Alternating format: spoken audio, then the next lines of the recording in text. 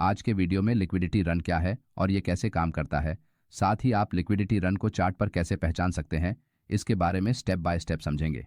Live market में trading करते समय आपने बहुत बार देखा होगा कि मार्केट में किसी लेवल पर आपके एंट्री करने के बाद प्राइस पहले तो आपका स्टॉप लॉस हिट करती है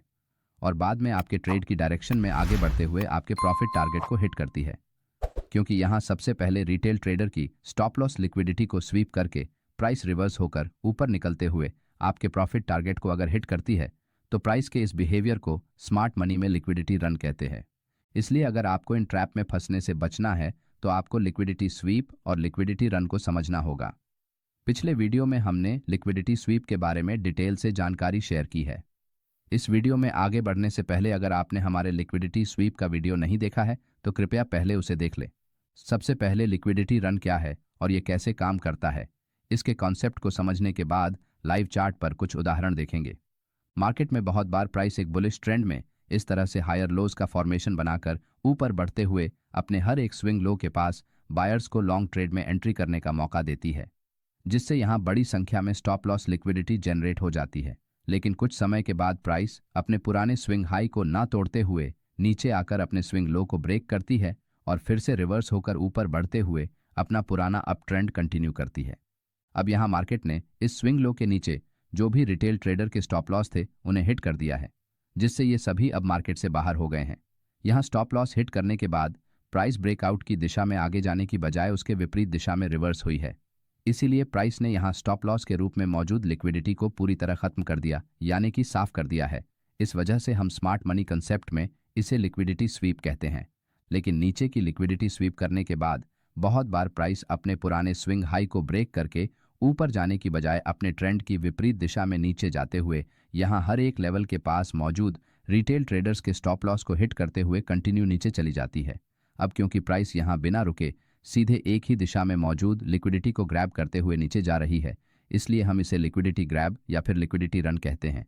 लेकिन कभी कभी मार्केट अपने स्विंग हाई को ब्रेक करने के बाद नीचे न जाते हुए सीधे ऊपर निकल जाता है, तो ये भी एक प्रकार से लिक्विडिटी रन ही होता है। लेकिन 10 में से 8 बार प्राइस दूसरे उदाहरण की तरह बर्ताव करती है, तो कुछ बार इस तरह से बिना रुके ऊपर निकल जाती है। उम्मीद करता हूँ कि अब आपको लिक्विडिटी स्वीप और लिक्विडिटी रन दोनों में क्या अंतर है ये पूरी तरह समझ आ चुका है। चलिए अब लाइव चार्ट पर कुछ उदाहरण देखते हैं। ये निफ्टी मिड कैप का 5 मिनट टाइम फ्रेम का चार्ट है, जहां मार्केट इस तरह से बुलिश ट्रेंड में आगे बढ़ते हुए हायर लोज का फॉर्मेशन चार्ट पर बनाता है, जिससे यहां हर एक लो के पास रिटेल ट्रेडर लॉन्ग ट्रेड में एंट्री करते हुए अपने स्टॉप लॉस इस लो के नीचे लगाते हैं, जिससे यहां बड़ी संख्या में स्टॉप लॉस के रूप में सेल साइड लिक्विडिटी जनरेट हो जाती है। अब क्योंकि दिन भर मार्केट एक ही दिशा में ऊपर जा रहा है, इसीलिए यहाँ बहुत से ट्रेडर्स अपने प्रॉफिट को बुक करने की बजाय अगले दिन के लिए अपनी लॉन्ग पोजीशंस को होल्ड करते हैं, जिससे यहाँ स्टॉप लॉस की लिक्विडिटी अब भी मौजूद है। अगले दिन मार्केट थोड़ा गैप अप ओपन होने के बाद नीचे जाते हुए जैसे ही अपने पिछले दिन के आखिरी स्विंग लो के पास वापस आता है, तो यहाँ बड़ी संख्या में रिटेल ट्रेडर फिर से बाइंग करते हैं, जिससे बढ़ते हुए बाइंग प्रेशर के कारण प्राइस ऊपर तो जाती है मगर अपने पिछले हाई को ब्रेक करने में फेल हो जाती है, जिस कारण बाइंग प्रेशर को कम होता हुआ देखकर कुछ रिटेल ट्रेडर्स यहाँ शॉर्ट ट्रेड में एंट्री करते हैं और अपने स्टॉप लॉस यहाँ ऊपर लगाते हैं, जिस वजह से यहाँ स्टॉप लॉस लिक्विडिटी जनरेट हो जाती है। अब अगर आप इस चार्ट को गौर से देखेंगे तो आपको नीचे और ऊपर दोनों साइड में रिटेल ट्रेडर्स की लिक्विडिटी चार्ट पर मौजूद है, लेकिन यहाँ ऊपर की बजाय नीचे ज्यादा बड़ी संख्या में लिक्विडिटी चार्ट पर एक्टिव है, जिससे प्राइस इस लिक्विडिटी को ग्रैब करने के लिए एक बार ऊपर निकलते हुए यहाँ ऊपर के स्टॉप लॉस को हिट करती है और इस लिक्विडिटी स्वीप करने के बाद रिवर्स होकर नीचे जाते हुए नीचे की लिक्विडिटी को ग्रैब करती है।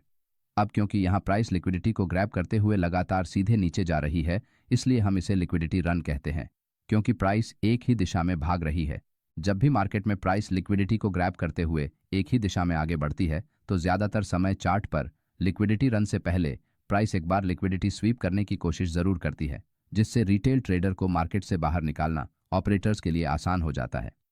चार्ट रीडिंग के दौरान लिक्विडिटी रन के बारे में आपको कुछ इंपॉर्टेंट बातों को ध्यान में रखना जरूरी है, जैसे कि पॉइंट नंबर 1, लिक्विडिटी रन की दिशा में ट्रेड एंट्री करने से पहले आपको चार्ट पर किस साइड में सबसे ज्यादा लिक्विडिटी मौजूद है इसे ढूंढना पड़ता है, जिसके लिए आपको चार्ट पर प्राइस एक्शन को देखकर अभी बायर्स और सेलर्स में से कौन स्ट्रांग पोजीशन में है इसे पहचानना होगा। अगर आप रिलायंस इंडस्ट्रीज के इस 5 मिनट टाइम फ्रेम वाले चार्ट को देखेंगे तो यहाँ प्राइस बार बार हायर लोज बनाकर ऊपर जा रही है। इसका मतलब यहाँ सेलर्स के मुकाबले बायर्स स्ट्रॉन्ग पोजीशन में है, जिस वजह से प्राइस अपने पुराने हाई को ब्रेक करने में सक्सेसफुल हो रही है। अब क्योंकि यहाँ बायर्स स्ट्रॉन्ग है, इसलिए ज़्यादातर रिटेल ट्रेडर्स ने मार्केट में बन रहे प्राइस एक्शन की दिशा में लॉन्ग ट्रेड एंट्रीज की होगी, जिस वजह से यहाँ बड़ी संख्या में स्टॉप लॉस लिक्विडिटी जनरेट हो चुकी है। अब क्योंकि यहाँ एक से ज़्यादा जगह एक ही दिशा में अलग अलग लेवल्स पर लिक्विडिटी चार्ट पर मौजूद है, इसलिए स्मार्ट मनी कॉन्सेप्ट में इसे लिक्विडिटी पुल कहा जाता है। आसान भाषा में कहे तो यहाँ इस तरह प्राइस ने स्टॉप लॉस के जरिए एक बार नीचे और एक बार ऊपर लिक्विडिटी को चार्ट पर बनाया है। इसका मतलब दोनों लिक्विडिटी एरिया एक दूसरे से दूर है और विपरीत दिशा में है।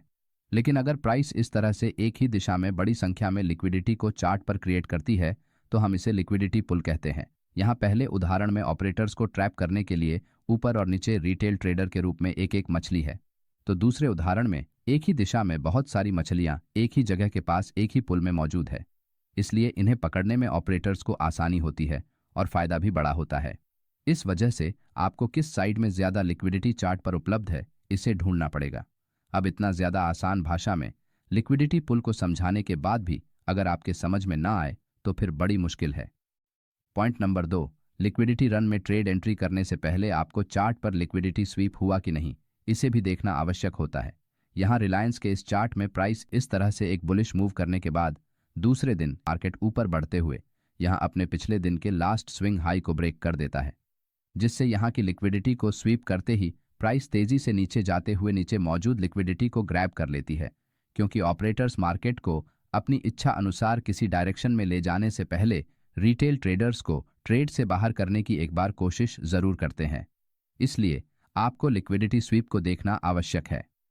पॉइंट नंबर 3, लिक्विडिटी रन में ज़्यादातर समय प्राइस चार्ट पर मौजूद एक्सटर्नल लिक्विडिटी को ग्रैब करने की कोशिश करती है, क्योंकि किसी भी चार्ट पर इंटरनल लिक्विडिटी और एक्सटर्नल लिक्विडिटी मौजूद होती है। जैसे कि इस चार्ट में यहाँ चार्ट के दोनों तरफ एक्सट्रीम पॉइंट के पास जो लिक्विडिटी होती है उसे हम एक्सटर्नल लिक्विडिटी कहते हैं, और यहाँ इन दोनों पॉइंट्स के दौरान चार्ट पर जो छोटे छोटे प्राइस एक्शन पैटर्न बनते हैं, जैसे कि यहाँ ये जो हाई और लोज है, इनके आसपास जो लिक्विडिटी होती है उसे इंटरनल लिक्विडिटी कहा जाता है। इसलिए मार्केट एक्सटर्नल लिक्विडिटी को ग्रैब करने से पहले चार्ट पर इंटरनल लिक्विडिटी को क्रिएट करता है, जिससे मार्केट में वॉलेटिलिटी जनरेट होती है और जिसे देखकर रिटेल ट्रेडर बड़ी संख्या में यहाँ बाय और सेल करते रहते हैं। लिक्विडिटी रन में प्राइस ज़्यादातर समय चार्ट पर एक्सटर्नल लिक्विडिटी को ग्रैब करने की कोशिश करती है, इसलिए आप ट्रेड एंट्री के बाद यहाँ तक अपने प्रॉफिट टारगेट को ट्रेलिंग स्टॉप लॉस के साथ होल्ड कर सकते हैं।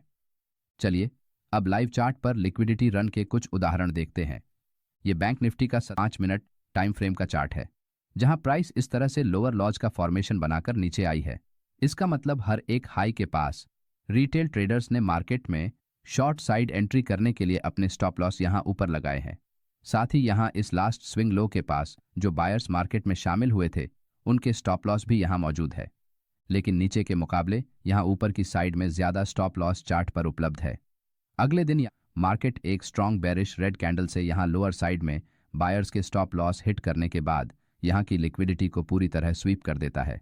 साथ ही इस बेरिश कैंडल को देखकर कुछ रिटेल ट्रेडर्स यहां ब्रेकडाउन के पास आज फिर से मार्केट नीचे जा सकता है ये सोचकर शॉर्ट ट्रेड में एंट्री करते हैं, जिससे उनके स्टॉप लॉस यहां ऊपर लग जाते हैं, जिस कारण ऊपर की साइड में स्टॉप लॉस लिक्विडिटी और अधिक बढ़ जाती है और यहां लिक्विडिटी पुल बन जाता है। कुछ ही समय बाद प्राइस इस तरह से स्ट्रॉन्ग बुलिश कैंडल्स बनाकर इस लिक्विडिटी को ग्रैब करते हुए तेजी से ऊपर निकलकर हायर लेवल्स पर जो एक्सटर्नल लिक्विडिटी चार्ट पर मौजूद है उसे भी ग्रैब कर लेती है। अगर इस चार्ट को आप गौर से देखेंगे तो यहाँ मार्केट ने रिटेल ट्रेडर्स को मार्केट से बाहर निकालने के लिए किस तरह से लिक्विडिटी स्वीप की है और बाद में लिक्विडिटी ग्रैब की है। इस तरह के ट्रेड में अगर आपको एंट्री करनी है तो जब भी प्राइस जिस साइड में चार्ट पर सबसे ज़्यादा लिक्विडिटी मौजूद है उसके विपरीत दिशा में जाकर अगर किसी लेवल को पहली बार ब्रेक करती है तो आपको यहाँ ब्रेकआउट की दिशा में ट्रेड में एंट्री नहीं करनी चाहिए। इसके अलावा यहाँ थोड़ा इंतज़ार करके अगर प्राइस लिक्विडिटी स्वीप करने के बाद लिक्विडिटी पुल की डायरेक्शन में आगे बढ़ती है तो आप यहाँ छोटे स्टॉप लॉस के साथ ट्रेड में एंट्री कर सकते हैं। अगले वीडियो में हम किसी चार्ट को देखकर किस तरह से लिक्विडिटी के आधार पर ट्रेड एंट्री करनी है इसे समझेंगे। धन्यवाद।